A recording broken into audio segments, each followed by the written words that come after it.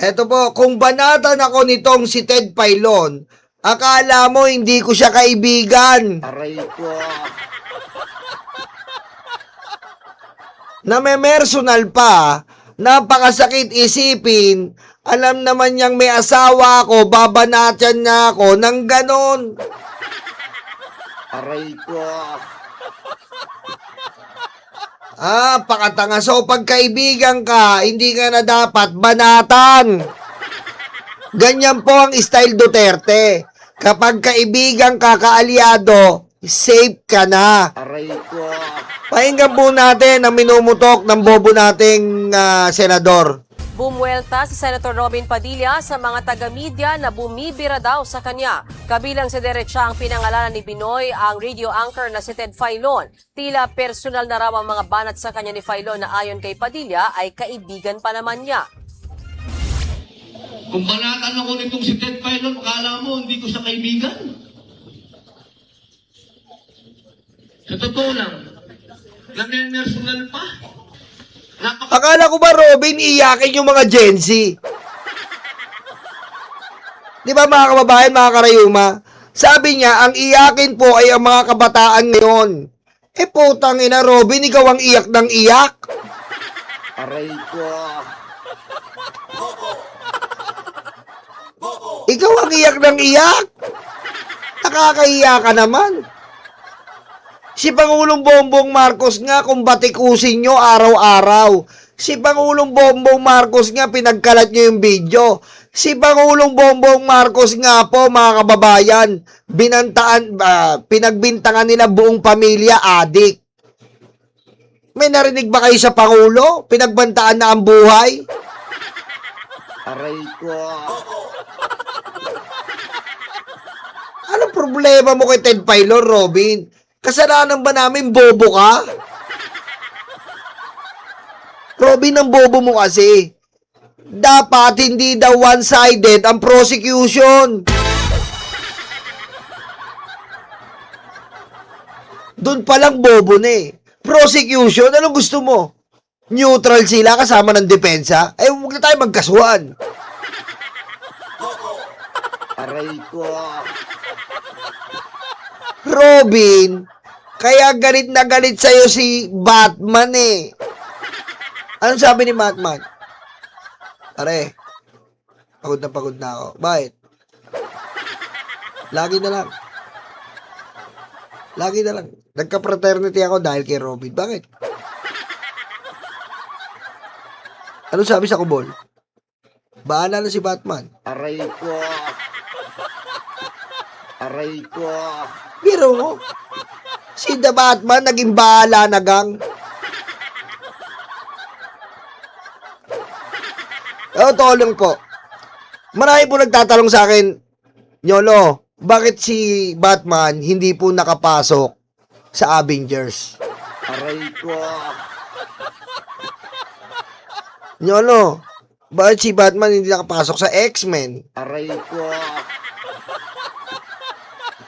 Ang sagot po, kasi mahal na mahal niya si Robin. Kaya ang nangyari, naging bahala. Bahala na si Batman. Baka dumating po ang pagkakataon, mapalitan si Dr. Jose Rizal. Ang maging national hero natin ay si Pangulong Duterte. Aray ko. Ano ang gagawin mo kapag nalaman mong may kapatid ka sa labas? Papasukin ko.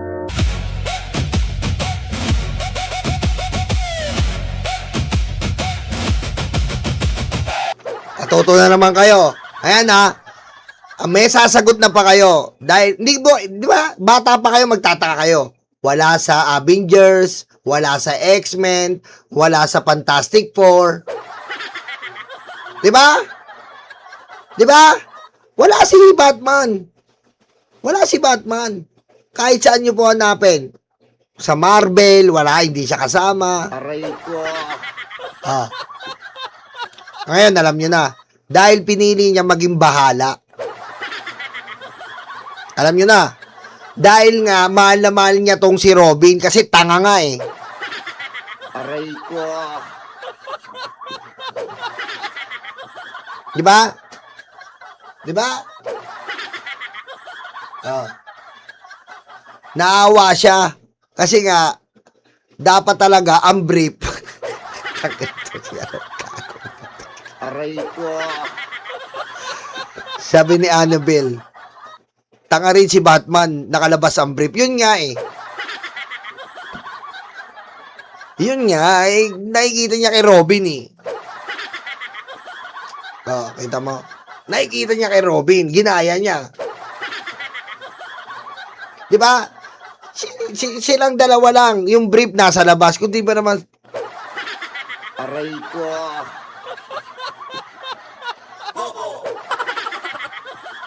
oh. Naawa na rin si Batman. Bahala na. So, diretso natin. Sakit isipin. Pag may personal siya, alam naman niyang may asawa ako, papanatan niya ako ng ganun. Eh di ikaw na ang pinakamagaling na lalaki kung gusto mo. Iyakin. Bukod dyan, merong pang pinasaringan si Padilla na isang taga-media. Hindi man niya ito pinangalanan, tila nagpahapyaw ang senador sa isang tao na ang pakiramdam daw ay isa siyang Lord. Kamakailan lang ay naglabas ng open letter si Lord de Vera para sa staff ni Padilla. Hindi kahit ni Lord ang team ng senador na bantayan naman ang mga sinasabi ni Padilla sa publiko na posibleng makaapekto sa kanyang kredibilidad. O yan, nag-resign tuloy yung abogado niya. Aray ko.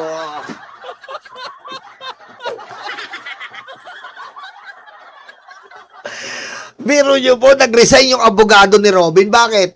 Sirang-sira yung law firm eh. Aray ko. Nag-resign po yung abogado ni Robin. Bakit ka mo? Sirang-sira po, umaalis sa mga kliyente.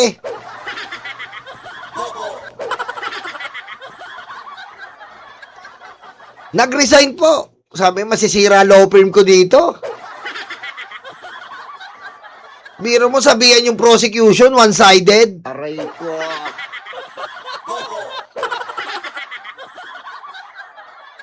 Hindi na po kinaya ng abogado. Sabi ng abogado, Robin, tama na. Masisira ang negosyo namin sa'yo. Masisira. Aray ko. Ayop. Alis ang abogado. Yung abogado niyang long hair, alis. Hirap depensahan po. Teka, ang bobo po talaga eh. Ang bobo po talaga. Sobrang bobo. Alam mo naman yung okay na medyo bobo lang. Ito sobra naman po kasi. Sobra po yung kabobohan talaga eh. Yung talagang hindi mo na masikmura. May kabobohan kasi nasisikmura mo pa eh. 'Di ba? May kabobohan nasisikmura mo pa eh. Yung, ano ba? Halimbawa, nasa bahay ka, pinakuha mo yung kapitbahay mo, nagluluto kayo. Pre, pakuha nga nung asin. Nakuha niya asukal. Medyo bobo. Yung po yung tinatawag natin medyo bobo. Kasi, hindi niya po na-distinguish yung asukal sa asin. Kumbaga, nakalagay na salt, pero kinuha niya pa rin yung asukal. Aray ko. Diba? Oh, yun po yung medyo bobo. Pero ito, sobra po naman ng pagkabobo eh. Sobra po ang pagkabobo. Sobra naman po. Pero pinagalitan yung prosecutor. Ang mahirap po sa inyo. Masyado kayong one-sided. Ano daw?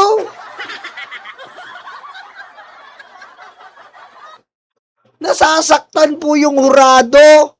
Hurado po nasasaktan pag ginigisa po si Sarah. Pusang ina. Aray ko.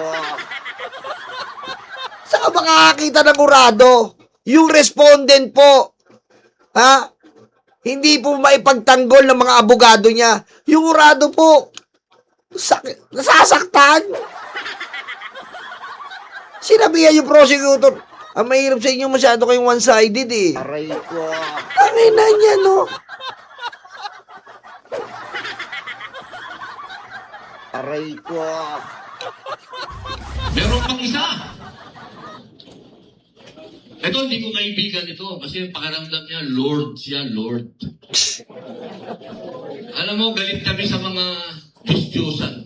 Oh, ayan ka na naman, Robin. Tanga ka na naman. Eh di galit ka kay Buloy. Tanga ka na naman. Ayan na naman sabi ko sa'yo, yung bunganga mo puro katangahan Aray ko. Oh. Diyos-Diyosan, sige Buloy. Ang hindi dumaan sa akin ay hindi aangat saan? Sa langit. Aray ko. Oh. Paano sige Buloy? Oh. Oh, may quiz na naman tayo. Sige Buloy po ang may hawak ng vibrator ng sanlibutan. Oh, sa mga lagi nanonood dito, ano po ba ang tunog ng vibrator ng sanlibutan? Okay? Sige nga, kung talagang nakakasubaybay kayo sa ating mga live araw-araw, ano po ang tunog ng vibrator ng sanlibutan? Aray ko. Oh, meron ba? Anong tunog? Kaya, brut. Ah, galing Sheila. Very good, Sheila. Very good yan. Si Joby, brut.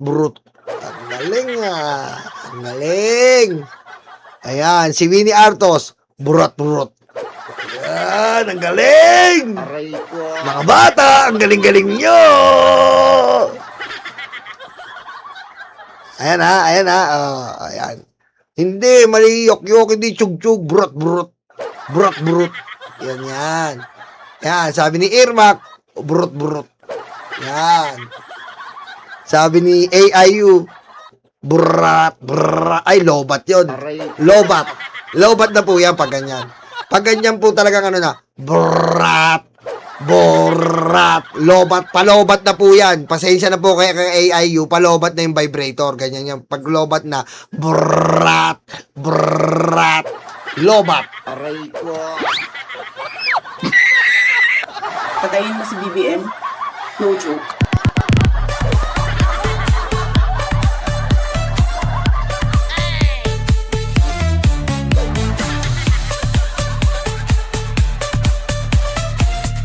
Aray ko. Oh, huling tanong na lang po to, mga babae, pagbigyan nyo na ako, total, kasiyahan lang. Ano po ang nakasulat doon sa hawak ni Kibuloy? Nahawak ni Kibuloy. Ano po nakasulat dito? Doon sa vibrator ng silubutan? Ano po nakasulat? Sige nga po.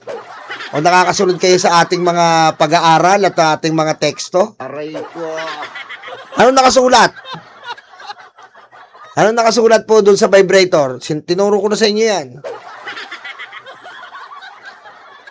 Sabi ni AIO, hindi ko matiis di mag-chat. Eh, sira ulo ka rin kasi. Aray ko. Ano nakasulat?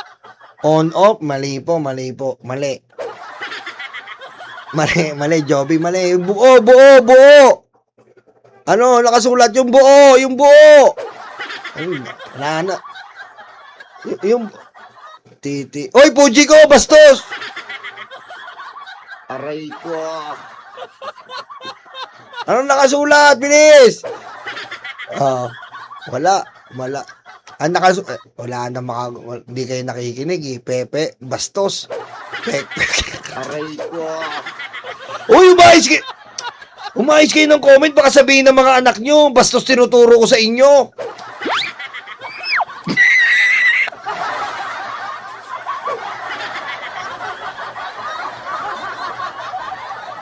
Mamaya sabihin ng mga apo nyo, tsaka ng mga anak nyo, bastos tinuturo ko sa inyo. Ito diba, ang tunog, brut. Ang nakasulat sa vibrator, dito, press the buto. Ikaw talaga.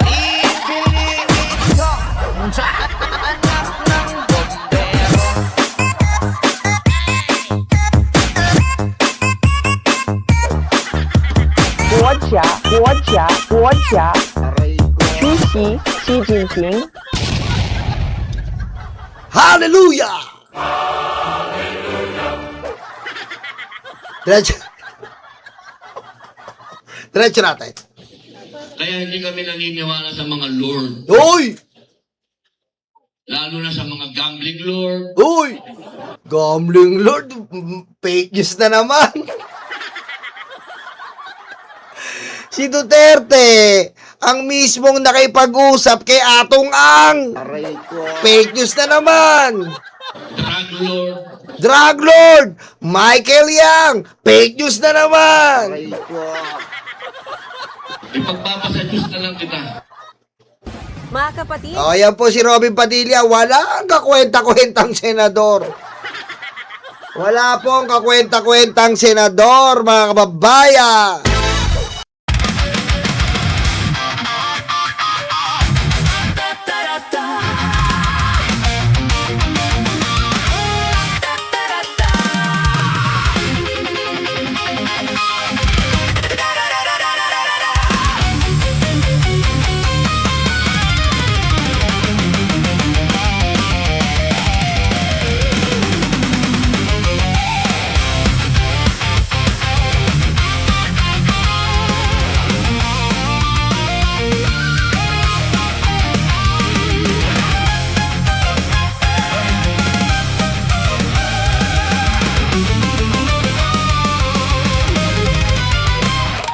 Madilim